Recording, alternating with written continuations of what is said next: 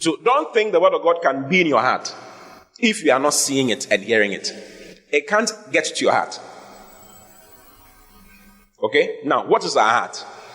The word heart in the Greek is translated cardia, from where we have thoracic surgeries and all the cardio, heart, basically, cardia. And it means the pumping side. What is in here pumping?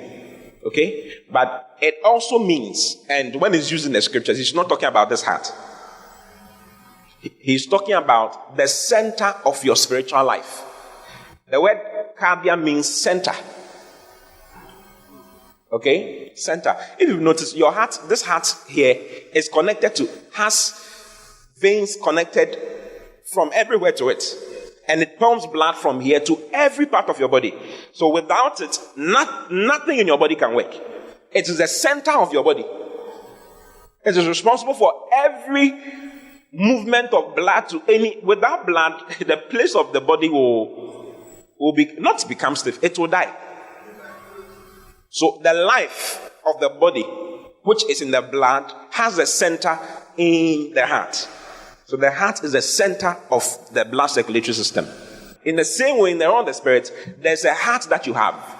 A lot of us ignore this particular aspect of our being. We only know about spirit, soul, and body. But there's more. Look at Hebrews chapter 4, verse 12. Hebrews chapter 4, verse 12. All these four things are mentioned in Hebrews chapter 4, verse 12. Okay? It says, for the word of God is quick and powerful and sharper than any two-edged sword, piercing even to the dividing asunder of what? Soul and spirit. We know soul and spirit, isn't it?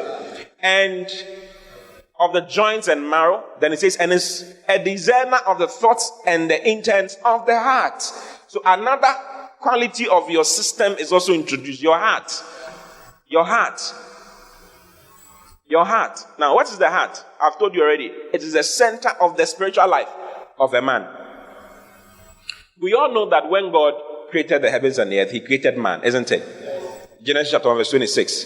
It says, let us make man in our own image, after our own likeness. Isn't it? Then the Bible says that, and let him have dominion over the fish of the sea, and over the fowl of the air, and over the cattle, and over all the earth, and over every creeping thing that creepeth upon the earth. Verse 27. So God created man in his own image. In the image of God created he him. Then it says, male and female created he them.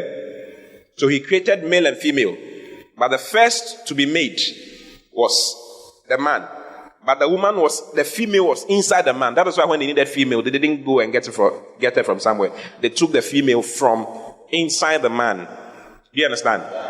Now, who did God create? God created the spirit here.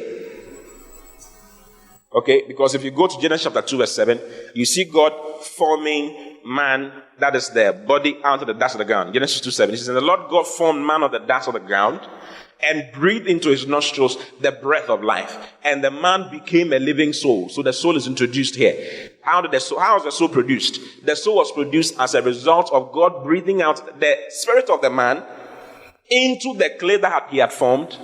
Okay? When the spirit hits the clay, the reaction, you see, for two things to coexist together in chemistry, for anything to bind together, you need a reaction. A reaction needs to take place. That is why water and oil does not mix.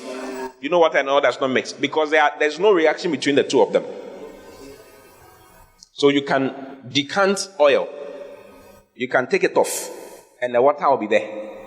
For something to be together, for the spirit that is from God to be able to be in the body and for them to be one, without us seeing the spirit standing outside and the body also standing somewhere, there must be a reaction between the two, and every reaction produces a product, isn't it?